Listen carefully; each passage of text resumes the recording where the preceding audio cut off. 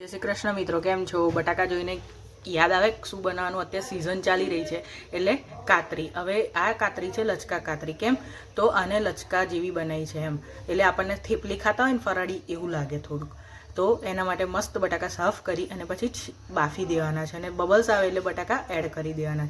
ત્યાર પછી આવી રીતના છીણી દેવાના છે ને મસ્ત સ્પ્રેડ કરી દેવાનું છે, મસ્ત પ્લાસ્ટિક લઈને. અમે રાત્રે બનાવી હતી, એટલે પહેલાં તો અમે ઘરે જ ઘરની અંદર જ અમે એને સૂકવી અને પછી સવારે અમે એને ધાબા ઉપર એટલે કે ટેરેસ ઉપર અમે મૂકી આવ્યા. હવે કાલે 11 છે, તો 11 પહેલાં જ મેં ફરાળી રેસીપી મૂકી દીધી, જેથી તમે લોકો કાલે કાતરી એન્જોય કરી શકો. તો જો 2 દિવસ પછી એકદમ સરસ કલર આવી ગયો છે આપણી કાતરીનો.